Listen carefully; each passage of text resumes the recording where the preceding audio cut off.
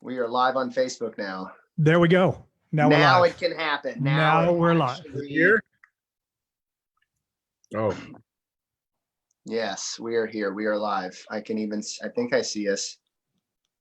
We are streaming live on Facebook. Yep, That's it's 10. three of Okay, us. and we're still trying to get Kirk on, Yep. but Captain Kirk, beam me up. Technical difficulties indeed. You know, So- the best laid plans of mice and men, and then what happens? So Kirk is chatting me. He is saying, what is meeting ID? And we'll go phone. Kirk, it's in the email that I sent you. Stuff should have a hot link in there and all the meeting IDs and etc. And this, ladies and gentlemen, is a perfect example of how to adjust and react to things that go off course. Has that happened lately? Oh, man. Seems like it never happens. Seems like it's just like an asteroid of a type of situation. I thought you just didn't want me working out of the office anymore. He was tired of having you there. Yeah, told I've you. invented this entire thing just so you wouldn't come to my house anymore. Yeah.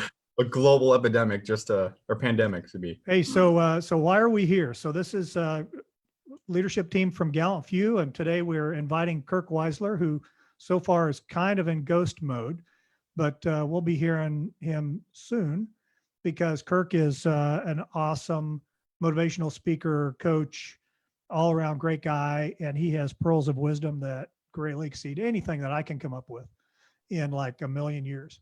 So I've heard him talk a number of times. He's been part of our Vet Expo a couple of times, and there's some pretty dynamic videos out there of him. So why we're here, I'm Karl with GallantFew. Over that way on my screen, we got Zach, and down there we got Bryce. The lighter one, Bryce. And then Kirk, his name is right down here. And what we're doing is all this week, same bat time, same bat channel. We're going to be right here. We're going to be talking about what's going on with the pandemic. We're going to talk about ways that we can respond to it. We want to talk about lessons learned. We want to help as it gets worse in some communities. We have to stop the fear, right? Because fear leads to panic, and we don't need any of that stuff. What we need to do is we need to understand what we're up against. We need to continue to encourage people to, hey, there's Kirk, outstanding. Yay. At least we got his head, we got his face. That's it. Can we hear you? Can you hear it? Can we hear? I can't even Yeah, talk. can you hear me now? Yeah. Yes. Now we can. I'm gonna try my laptop. Mission success. So he's on the phone. All right. Nice. Hey, thank you for working through the difficulties to join us, Kirk. I really appreciate it. Awesome. I was just, You want to cooperate? hey, well, I know exactly how that works, right? Technology. Well, I was just finishing kind of doing a little intro for why we're here because I heard every word. It sounded lovely. well, man, coming from you, that is like the highest compliment I've gotten in the last 5 minutes. Oh, stop with that. So my wife is sending me to the garage for this meeting. So you guys look like you're really comfortable and have nice offices, and I've been sent to the garage. So That happens sometimes, Kirk. That At least happens. it's not the doghouse. that's true. That's true. Yeah. So I was just saying we've got to get control of our emotions. We've got to not panic, not have fear. And we've got to talk about the things that we all have to do to get through this together. And one of the things that I was dealing with, because I'm a member of my town council, our county, we straddle two different counties in the Dallas-Fort Worth area, and both counties have now enacted the most restrictive, other than ordering you to not leave your door. They've done everything short of that. You can leave your house only for medical emergencies or to get supplies. And you can go out and exercise, but you have to stay at least 6 feet away from anybody else. And they are being very, very, very serious about this. So there are some communities out there that have this way worse than what we're experiencing right now, but it's scary times. So we're here to talk about it. We're here to talk about how to get through it, techniques that we can use to maintain our own and our families' sanity and mental health, and then what can we do to be leaders in our community? So yesterday, everybody heard Zach and Bryce introduce themselves. And if you didn't hear it, you can go listen to the recording yesterday and hear it. But Kirk, why don't you look, now you're outside and there's flags. Well, introduce yourself to us and let's just let everybody know who you are. My name is Kirk Weisler. A long, long time ago, I was in the Ranger community. I'm not as young and cool as most of the people on this phone call, but a long time ago, I used to think I was. I formally, before a month ago, made my living doing public workshops and training in the areas of leadership and culture, workplace culture. Right now, I'm becoming an expert painter. I'm painting my garage because, you know, it's a skill set. You were available for this on very short notice. My calendar is wonderfully open for all kinds of activities, including painting or being on a call with a bunch of soldiers and veterans. Yes, but see, I see that, Kirk. I see that as your role hasn't changed, just expanded to a much larger audience at the moment, because you are in fact the chief morale officer. There it is. And if there is ever a need for a chief morale officer, right now is it. Now's the time. You know, Your pro bono side of work just got a little bit bigger, I guess. That's a better way to put it. you're very kind. So the flags you see, I used to be in charge. I used to be kind of have an association with a large scout troop. And one of their fundraisers was you pay these guys $40 a year and they'd come put a flag out on every Memorial Day or Veterans Day. You know, they put flags throughout the community for everyone who'd paid $40. And we recently moved. And so I just wrote them a check and I said, I'm going to buy these 4 flags from you and take them with me to this new community. So I just said tomorrow, I said, well, they're just sitting in the garage. I said, I'm going to throw them out there today and, you know, show a little patriotism. So there it is. Great. Very cool. Yeah. All right. So listen, I listened to some of the call yesterday. I love that you guys are doing this. Is there a focal point for the discussion, or is this just kind of an open season? I mean, can we just It's share open season. It is open season. Like Okay. Bryce so aptly introduced you as the chief morale officer. That's a lot of people out there need some morale right now. And, Okay. so yeah, that's why we're here. Can I just jump in and share something that I think is really cool? Yes, please do. Bryce. Okay. I don't know exactly how this is going to show on the camera, but anyone who's on this call, if you've got something to write with, or something to write on, I'm going to give you a diagram. We're going to try and talk through creating a diagram. And real quick, Kirk, before we keep going, if you are on this call and Kirk is speaking, you must have something to write with. Anytime you ever hear him speak, have something to write with. It will benefit you in the long run. So now please continue, Kirk. And I'm not sure if this is going to work, but I'm going to click speaker view. So while you're doing this, maybe you'll be full screen for a minute.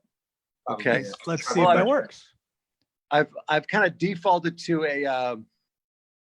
my iPhone because my tech wasn't working. Otherwise, I'd just do a screen share. And we might maybe I can send this to you, Karl. Maybe I'll send a PowerPoint or a file to you, like PDF. Maybe I'll send a PDF for you so that people can download it. But I really, this is something that we all know. But I remember the first time someone diagrammed it for me, I was like, I like seeing that diagrammed out. It helped my head kind of get around a little bit more. And what it really gave me, and what I hope that I can give everyone on this call today, is maybe this will be comforting to you, but more so, I hope that to impart it as a tool so that you can provide comfort to others, right? Just perspective. And it's really about what happens. And we all know this, what happens when we focus. So whatever we focus on expands. So whatever we give our focus to, our focus increases. So we get to choose where we're going to focus our thoughts. We get to choose where we're going to focus our attitude and our energy. But here's the diagram. I'm going to kind of show up to the picture here. So here's this diagram. Okay, we're gonna draw this in a wonderful way. And so to draw this, what you want to do in the center of your paper, if you turn your paper kind of landscape, in the center of the paper, just draw a little box. It's about a 2-inch box. And in that box, I want you to write the words, "it is."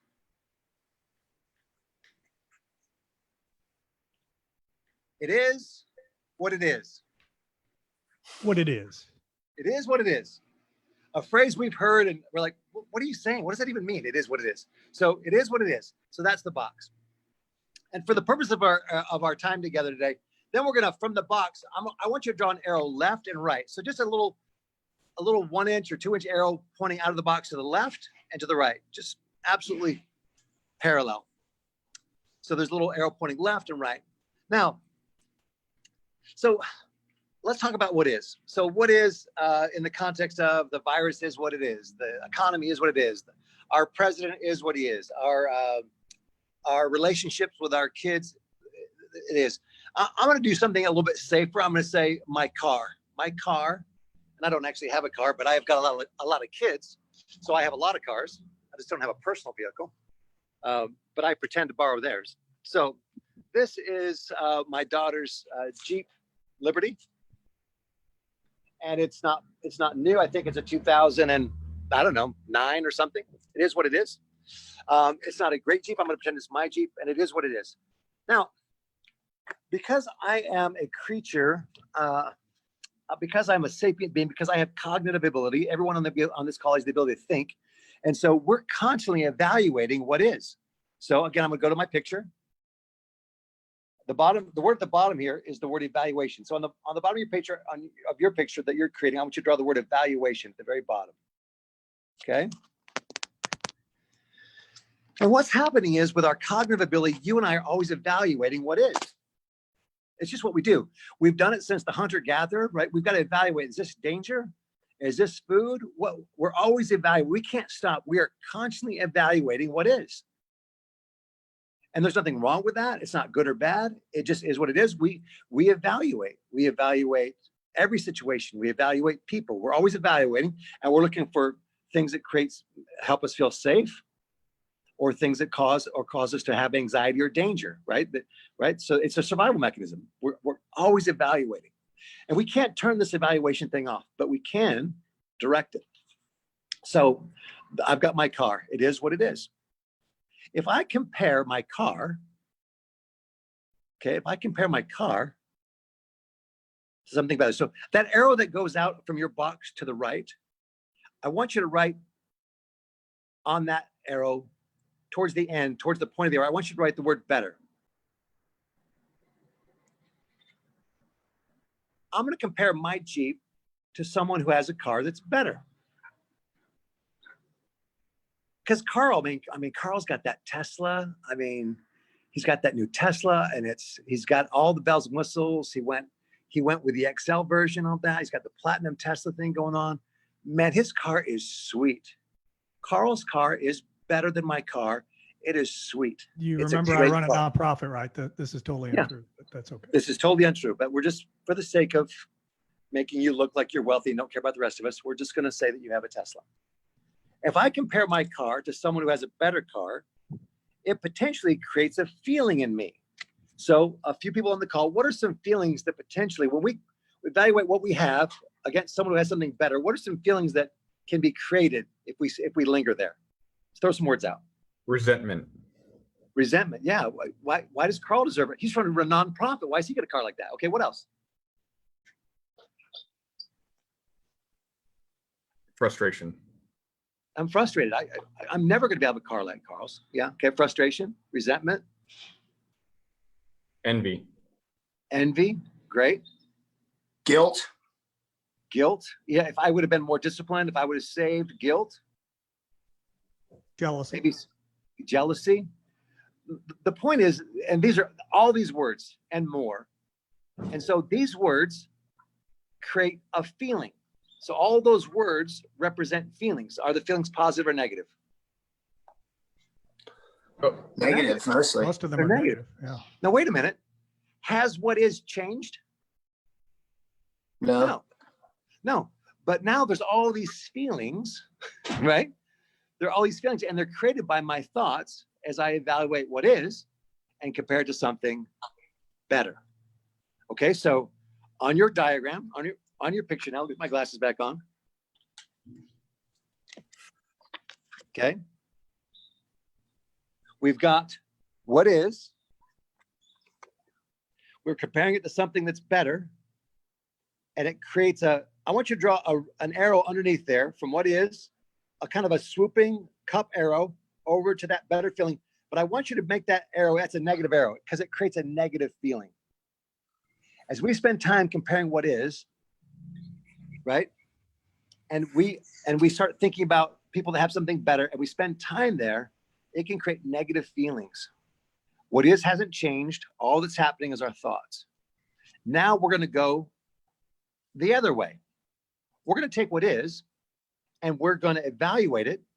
So we're going to do another swooping arrow to something worse. So the arrow that goes off to the left, that's something worse. At the end of that arrow, write worse. The swooping arrow, just do that swooping arrow, and we'll give it a positive or negative here in a second. So now we're going to take what is, we're evaluating, we can't stop evaluating, but now, you know what? My car isn't as great as Karl's car, but better than mine. Yeah, at least I have a car. At least I have a car. And yeah. I know someone who's always working on their car. My neighbor's car just broke down. And you know what? My car has got new tires. If I take and I began to compare my car, what is, to someone who has something less or not as good as, right?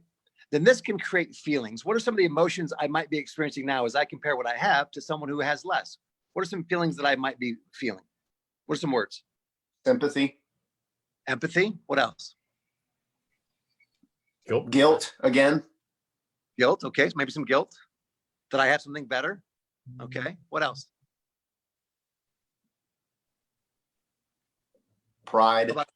Vanity. How about gratitude? Could I be grateful that I have a car? Yeah. I could be, at least I've it's not a new car. It's not as great as that car, but at least I've got a car. So gratitude, appreciation, maybe some humility, maybe a sense of, it's not everything in the world, but I've got something, maybe a sense of just a calmness. Generally speaking, we can create a list of very positive words. As we evaluate, we live in a place of appreciation and gratitude, humility, right? So these are all positive feelings. Now, has what is changed? Nope. No. What is has stayed the same. It's where we spend our time and our focus and our energy. So all these emotions are created not by what is, but by our thinking about what is and how we're evaluating it. Now, this has application to relationships too, doesn't it? Yeah. Yeah. I think my relationship, it's not everything I want to be, but at least I have some of my life that I can have disconnect with right now. But we're not always disconnected. So again, it has to do with where we channel and where we spend our time. Now, this is just half the model. Now, let's go to the more powerful part of this model. So we are cognitive beings. Cognition means that we think. But human beings have the power of metacognition. And metacognition is we have the ability not just to think, but as human beings, we can think about what we're thinking about. Let me say that again. We can think about what we're thinking about. And anyone who can think about what they're thinking about can direct and be more intentional with their thoughts. Let's continue our model. Now, at the bottom of the model, we wrote the word evaluation. We can't stop it. Evaluation is what we do. We're evaluating, and there's a reason we evaluate. But with this metacognition at the top of the paper, directly above the what is, at the very top, I want you to write in the most beautiful font you can. I want you to write the word creation at the top. And this word creation is a very cool word. It is. Just the word itself, I think the word invites a good feeling. Now, you can go biblical with creation, but creation is not something from nothing. To create means to organize. The word create doesn't mean it's not magic. It's not poof, something from nothing. Creation is taking materials and organizing them in such a way. I can take paint and create. I can take clay and create. I can take parts and create. I can take tools and create. I can take relationships and I can create. So we have the ability to create. Metacognition, so we can create. Now, this creation allows us, in other words, I don't create something unless I think about it before it is. So I think about it, and then I create it. I manifest it, if you will, through work, effort, slave, faith, tears, effort, those kind of things. So now let's look at our model, and let's create something. Let's go back to what is. Now we look at what is, and we imagine something better. So now we're going to do another arrow, but this time it's an arrow that's over the top. So you just look at my arrow here. It's a green arrow, and it comes up and over from the center of what is over to the better side of the arrow. I'm now imagining or creating a future that's better than my current reality. I'm imagining something better. When I compared it to something better, I felt worse, but when I imagine something better, I can actually feel better. So I look at my car, it is what it is. My car has not changed. My relationship has not changed. My relationship, my car, my job, it just is. It is what it is. It has no emotion. But as I imagine a future where I'm gonna, you know what? I'm gonna save my money. I'm gonna get a new car. The car I've always wanted is this car, and I'm gonna save my money. I know sometime in the future I can have this car if I'm wise with my resources, if I get that second job and I just save the money for 12 months, I'll have enough for a down payment for this car. I'm imagining creating a future where I'm going to have the car of my dreams. As I imagine this future, what kind of feelings, what kind of words come to your mind as you imagine a future that's better than your current reality? What kind of words come to your mind? What are some words there? Hope and Fun. Yeah, hope. What else? inspiration. Gratitude again. Again, gratitude. Excitement. Excitement, enthusiasm. As we work towards a goal that we're excited about, we get excited. Our David energy goes up. Charpentier says confidence. Confidence. In the chat window. Oh my gosh. Yeah. What else have you got? Any other words come in the chat window? As I imagine a future that's better, something I know or believe I can create. I've got faith. I've got hope. I've got anticipation. I've got excitement. Now, Has some joy in there. Joy. I mean, haven't you just created a goal and thought I can do this and felt some surge of joy? Yeah. So again, look at this list of words. They're just words, but they represent a feeling. But has what is changed? No. No, it hasn't. Now let's go to the other side of this thing. This is where it gets rough, and then let's pull this whole thing together. Because we're people of creation, sometimes, if we're not careful, and if we're mortal, and if we're broken, and if you're like me, sometimes you imagine a future that's worse. And you think things aren't going to get better. And so I want you to draw another arrow now. This is a red arrow. It's going the other direction. And you're creating or imagining a future that's worse. I'm never going to be able to afford that car. Insurance and cars are so expensive. And with the economy the way it is right now, I'm never going to be able to get that car. I'm never being able to have a relationship that works. I'm never going to be able to overcome my temper. I'm never going to be able to stop my addiction. I'm never going to, right? If we imagine a future that's worse, what kind of words come to mind? Oh man. Despair. I love, yeah. What an awful, accurate word. Despair. Abandonment. Abandonment. Failure. Loneliness. Depression.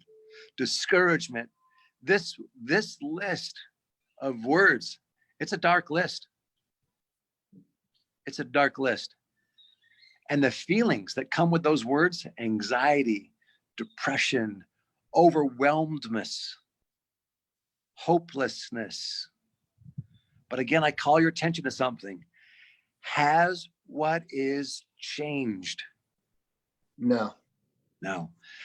And now because we have metacognition, because we can think about what we're thinking about, we can also think about what we're feeling and then look behind it. Behind the curtain of that feeling are some words. What am I thinking about that's creating this feeling? Well, I'm imagining a future that's worse. I'm imagining a future where no one gets better. Nothing gets better. I never get better. I'm imagining this future. How many people do I know that have never gotten better versus how many people do I know that have gotten better? What do I really believe about getting better? I can't do it as quick as I want, but do I believe I can do it? Of course I can. Have I gotten better before? Have I gotten through hard things before? Of course I have, or I wouldn't be here.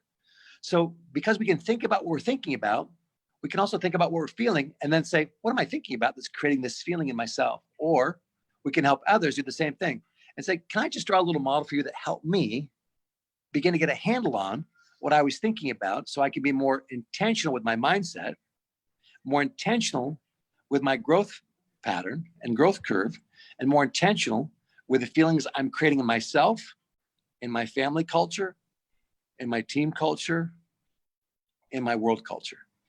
Okay, that's the model. Let's throw some questions back and forth to each other. What do you guys think? What are some insights?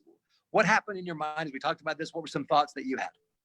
I've got two participants too. I'm going to unmute them so they can talk if they want to.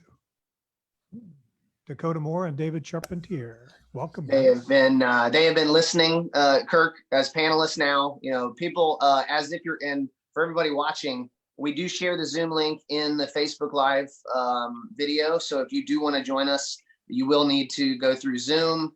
You'll have to set up an account. You'll have to request being on here. But we do want to hear more people because this is an opportunity for us to come together and have a conversation. And again, Kirk, you have just blown it out of the water with just this amazing perspective. And you said it, intentionality. That is truly, in this time of need right now, is what all of us need to consider constantly, is intentionality. How intentional can we be with everything that we do, every person we meet, every person we're shacked up with? And I love this model.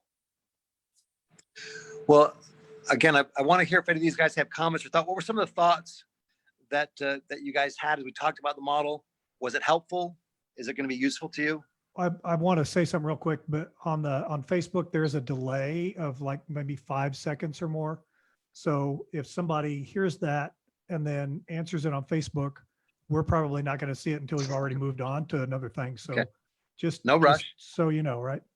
I'm not in a hurry.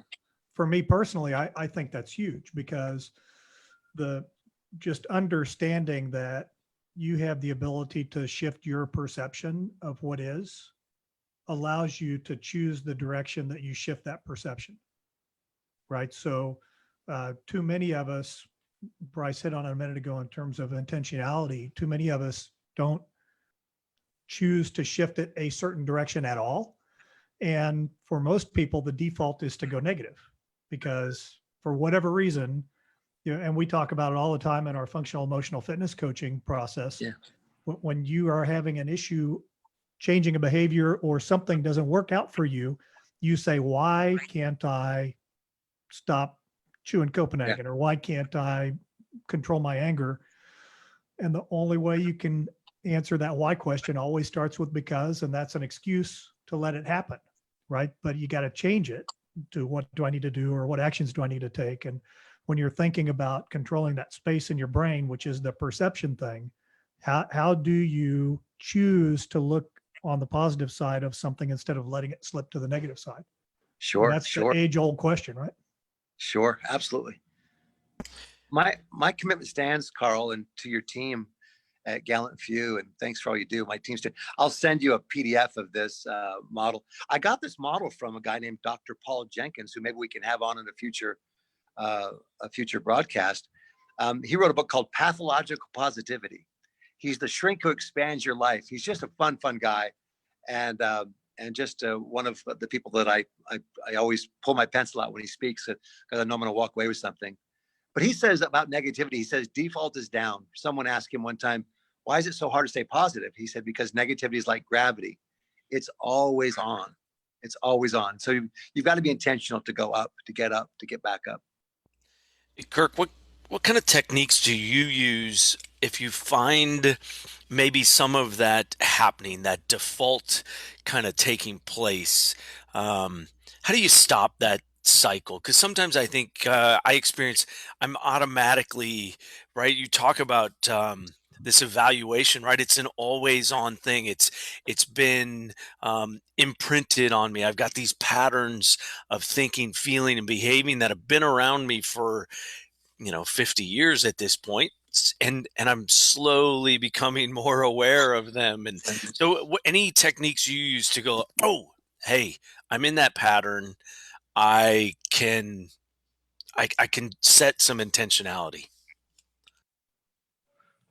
That's a great question. I've got a couple thoughts, but is there anyone else that wants to respond to that question before I dive in?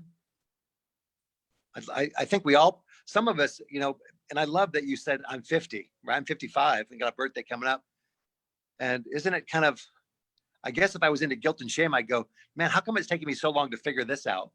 But at the same time, Yeah, right. At the same time, I think at some point you begin to figure some things out that begin to work for you. So I'd love it. I'd love it if maybe everyone on the call, if you've got something that's worked for you, that's beginning to have a turnaround effect for you, or then I'd love to hear that. We should all share maybe our favorite insight around this question. How do you catch yourself? Is there anything you installed that's helped you catch yourself and kind of turn it around? I had a little aha moment I'll share with you. I was on my bicycle and somebody was coming towards me on the opposite side of a median on their bicycle. I waved. They didn't even acknowledge my presence. And so in my mind, I'm like, what a jerk, man. We're both cyclists. We're on the road. And that jerk couldn't even bother to wave at me.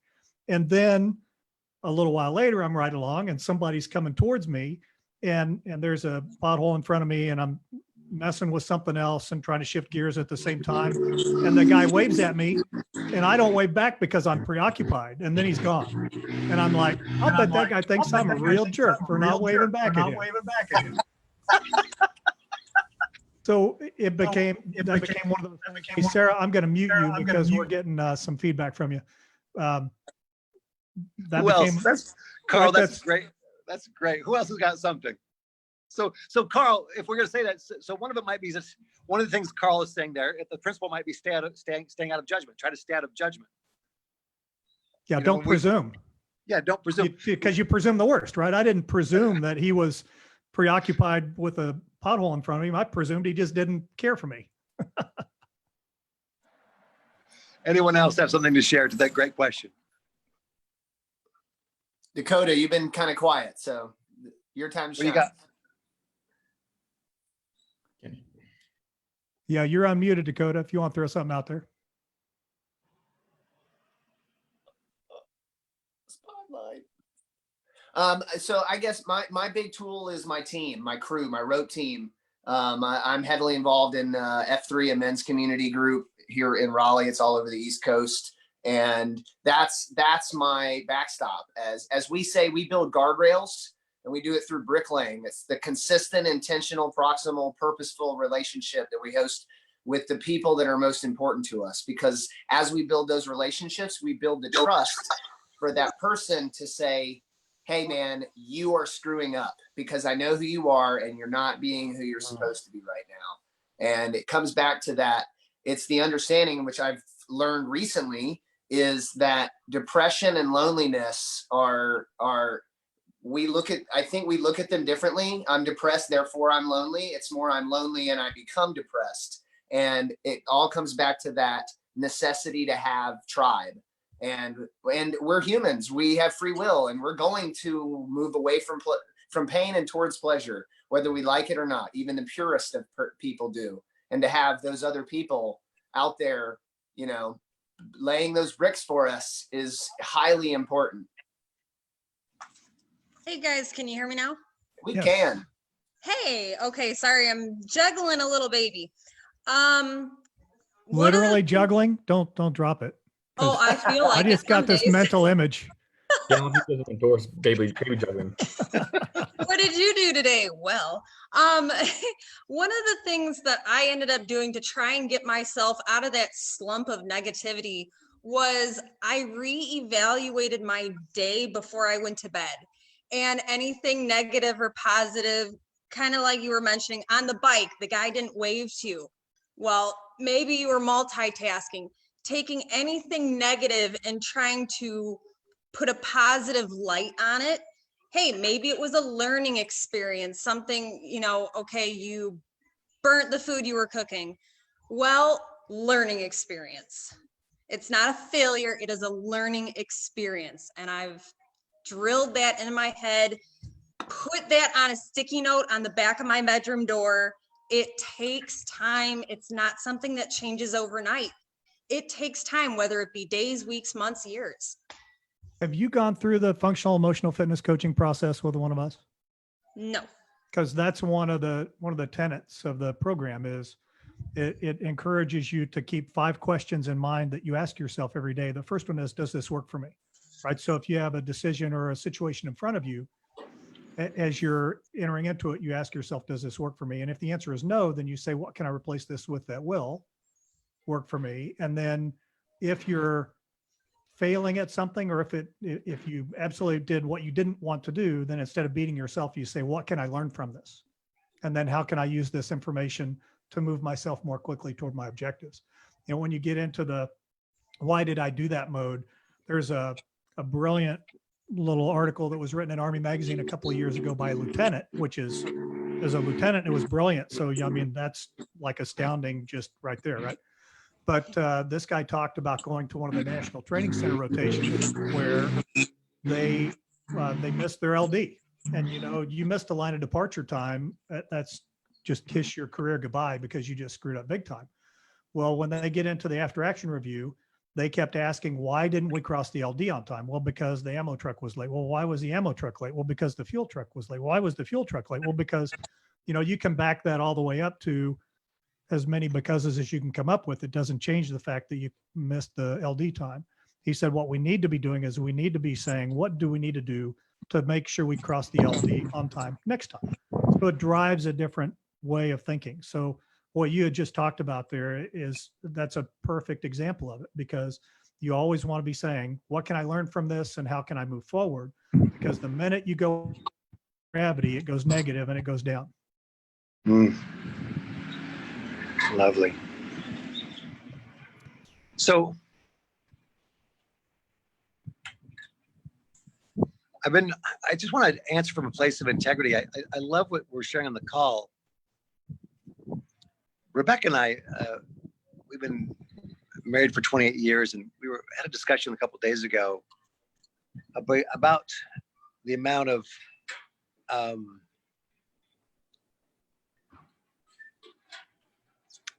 grace and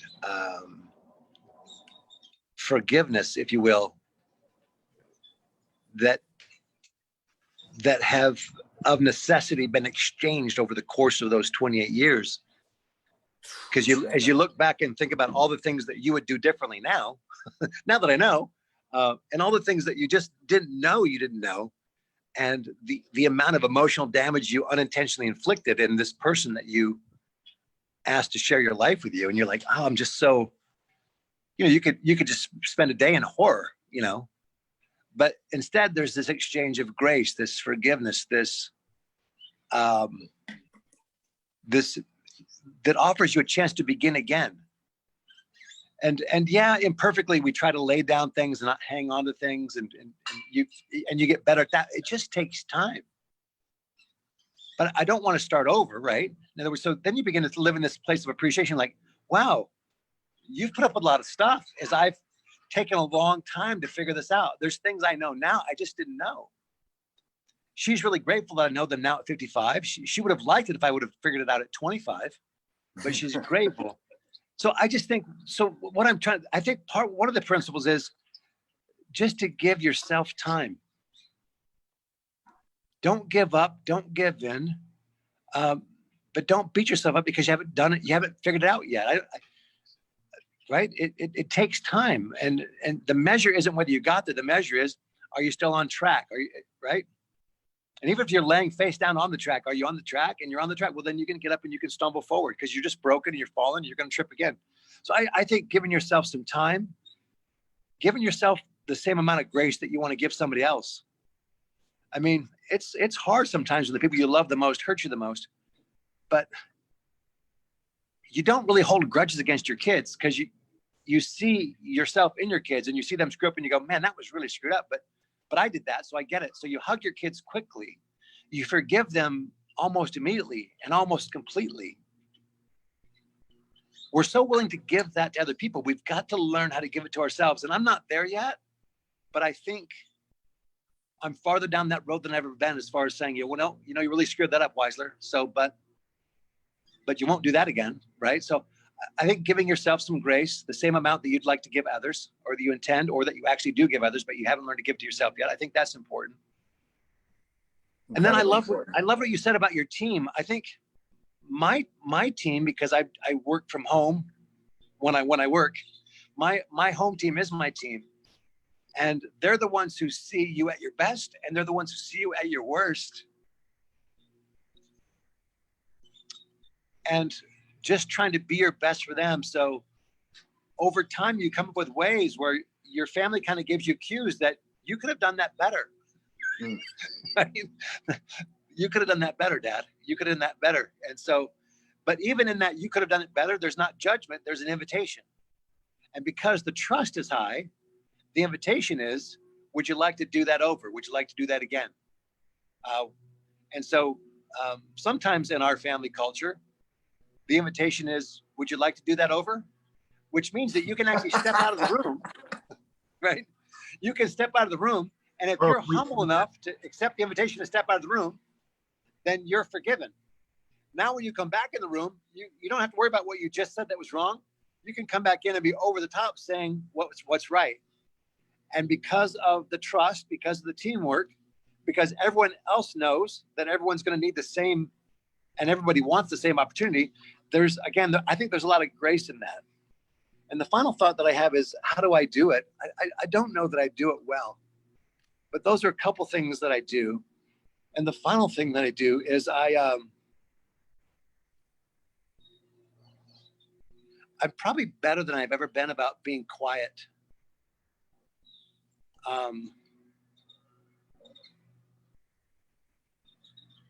And not being afraid of that.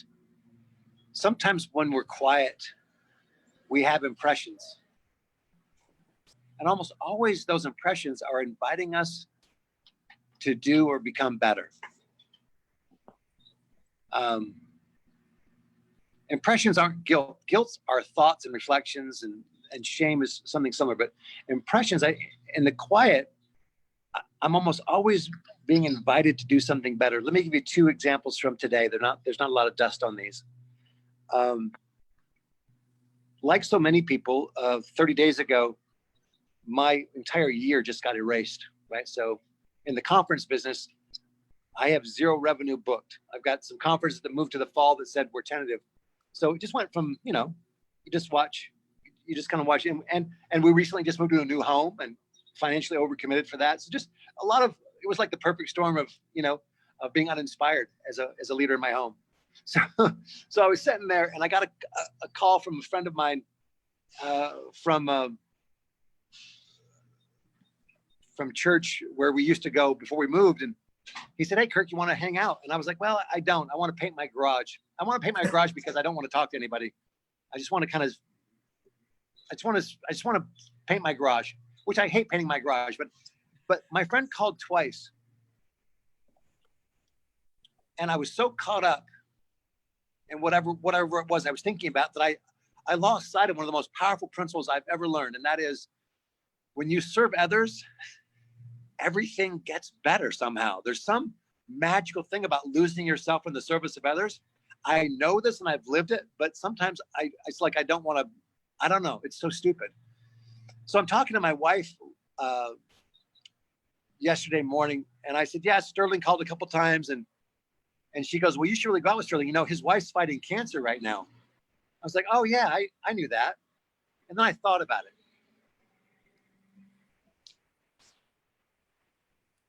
I thought about it for a second. I thought, wait a minute. My friend called me last week.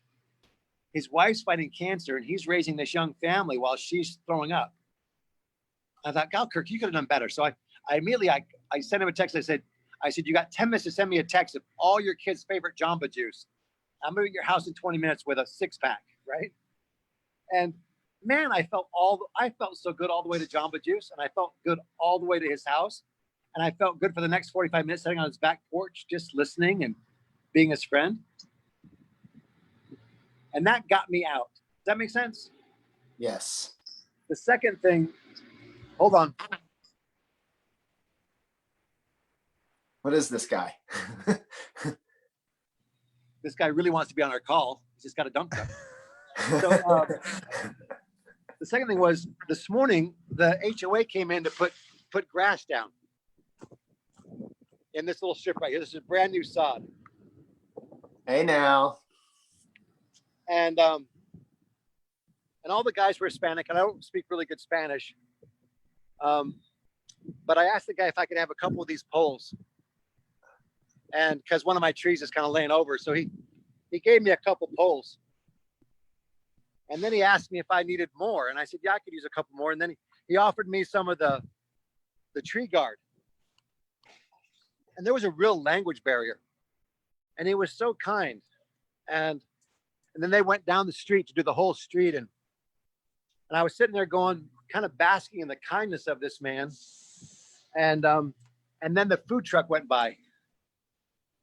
And then as I sat here quietly thinking and feeling gratitude for people's kindness, I knew in my heart I needed to buy this crew lunch off the food truck. But wait, I'm unemployed, right? I can't pay my mortgage this month. I had to call them and say, I need you to kind of push this back a few months. But yet I knew the right thing to do was what?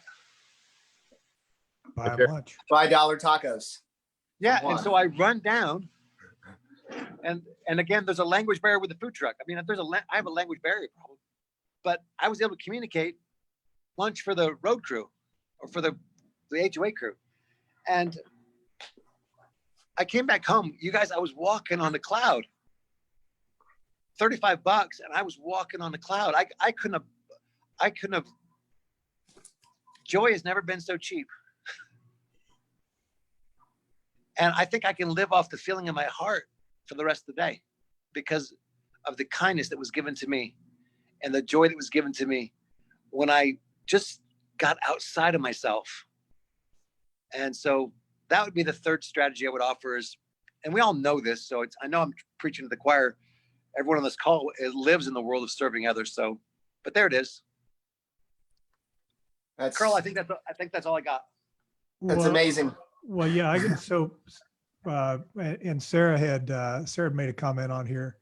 Serving with TAPS as a mentor allowed me to serve and give back, but it also allowed me to process my own grief and heal. I don't know if that makes sense, but I left feeling lighter and happier by loving on those amazing kids. Yes. So that's very nice. It doesn't always have to be spending $35 for lunch to make yourself feel good either, right? I mean, there are other things that you can do, but the key is what can you do to help someone else? And now that we're this is what it is, right? We're many of us are in this forced isolation now because of the pandemic. And how do you help others? I mean, if a road crew comes out here, I might wave at them from my door, but I'm not going to walk over and talk to them because the crisis here is so great that we have to make sure that we're not spreading any of those little bugs around. So how do you go out and help others? We got about 5 minutes before we're up at our hour. We're going to be back here again tomorrow, same time, same place, and Thursday and Friday. We may do it through the weekend. We'll have to talk amongst ourselves and see. It's not like we're going anywhere. And then we're going to be back here next week. So we have time. We can come back and do more stuff, Kirk. But what are your thoughts about that? The as is now. Your road crew's coming back. They're chasing you down. They my want God. tacos, Kirk. They want seconds. Everybody wants to be on the call with Karl, the guys. They brought you more souls. They want more tacos. Yeah. So I think what we're trying to explore here is through this call and these discussions is the model that you laid out there earlier and show you my wonderful artistic talents. Oh, I want to see this. I want to see this. You have yours is way better than mine, but am I lining it up right? So there it is. So Beautiful. It looks exactly the same. it does. It looks I wrote down a little bit more. very much So but yeah. So what it is where so many of us now are living, and we have to start making these decisions. Which way are those arrows going to go? And that's what I think this call is all about as we go forward. So Kirk, I really appreciate you sharing that model with us. Yeah, and I wanna say, and kind of give an example of kind of what I heard and how I'm kind of interpreting what Kirk has said through his strategies here and how it fits into what we do. and, and actually what our GallantFew's call to action is, because there are a lot of people out there that reach out to GallantFew and say, hey, what is this guide thing that you do? And I mean, exactly what you talked about is the essence of what a guide is. It's somebody that is willing to listen and enjoys or is intentional about serving other people. And there's a lot of things stripped away from us right now. Like some places they can't go to Jamba Juice and get 6 Jambas for the family and then sit with them on their back porch, but they can get on Facebook Live or FaceTime and they can talk for 10 minutes looking at each other through technology. I mean, I know, and I see tons of people out there spending tons of time on social media, and it certainly isn't communicating one-on-one with one of their Ranger buddies, with one of their MARSOC buddies, with one of their Navy SEAL partners, whatever their genders are, it doesn't matter.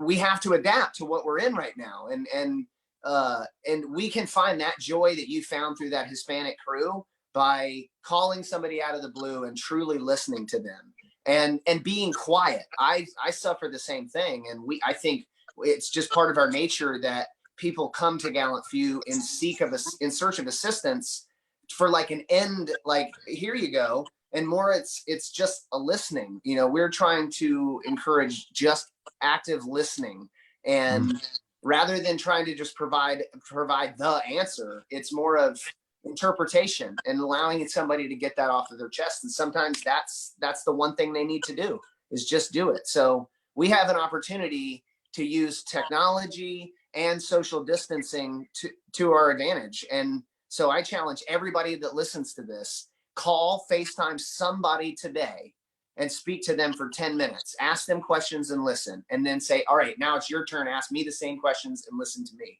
Just do it and see exactly what you said, Kurt. See the joy that it will bring to you, even if it's a depressing conversation, being able to talk to somebody, being able to connect to somebody. You're serving others. So right. I think that's my interpretation of what you'd said, Kirk. I did want to say something. So like Kirk did something today that was very, I guess you want to say, enlightening. He was very grateful, I'd imagine, that he was able to help out those workers and buy them tacos. But he was on the giving end. And today I walked out to take my dog out this morning, and all of a sudden I found this bag. Like, the coffee cakes. You can't shut up about the coffee cakes. I love it. See, here's a prime example. Bryce, coffee cakes. So, I do. But the mentality is behind it. My neighbor, who I've lived next to for 2 years now, we barely talk, but she wrote this, on this bag. It says, "Hi Zach, hope you are doing well. Please take some coffee cake. I can't be trusted with too much. LOL. If you need anything, come to my door." And to have somebody who I rarely speak with, but we say hi as much as we can. But to have someone do that and being on the receiving end of a very gracious act, it's something that can really inspire me to do something else for somebody else, or at least keep that going. And with this whole the coronavirus thing going on, the quarantine, everything going on, I think, guys, like we said yesterday, this is a time for us to kind of come together and be there for each other. And essentially, if you need help, say, hey, I need help. And there's going to be people there to help you out. So I just kind of want to double tap on what you were talking about earlier with the tacos. And it's not because I'm Mexican, Bryce. I see you. I saw a meme yesterday that said something like, why can't, like the ice cream trucks that go around neighborhoods with music, why can't there be taco trucks that do the same thing? So maybe after this is all done, we can open a taco truck, music truck. Jamba Juice truck. There we go. Guys, we're at the end of the hour. I sure appreciate Kirk. I appreciate you coming on board with short notice. Like I said, we're going to be here every day for the foreseeable future, and you are welcome as much and as often as you want to come on. So we encourage everybody share this. Yes, I didn't look at it this morning, but by 6 o'clock last night, there have been 3,000 people that watched yesterday's. So wow. That's pretty good that we're getting the word out, right? Because they need to hear stories like that. And hey, if you have a little coffee cake to spare for your neighbor, brighten their day, right? And Kirk, I got to say, again, you have shocked me. So now I have a new sentence to give my wife, a statement. Would you like to do that over? That is going to be a statement. That is going to be for her to be able to say that to you, or you do say that to her? I'm going to make a nice little plaque that she's just going to hold up in front of me, that she can just go, Do you want to do that over? And then I'm just going to turn around and do it. When you said that encompassed so much of arguments or things that go on in my household where I'm just like, ha, oh man, I would really like to do that one over. Right.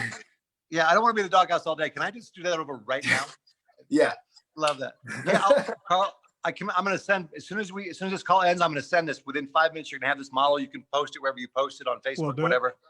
And then I'll also make sure we'll get you in touch with Dr. Paul. I'm happy to come back on. I had a couple more stories I think that might be relevant. So as you go through different guests and different things over the next week or so, let me know. I'm happy to come back and share a couple more thoughts, and just really enjoyed today. Thanks so much for letting me be a part of it. Yeah. Kirk, Thank you, David and Sarah and Dakota as well Yeah. Yeah, thank you, for guys. being Thank on. you, Hopefully you guys will join us again. See you tomorrow. See you tomorrow. All right. Bye. Bye. Bye-bye.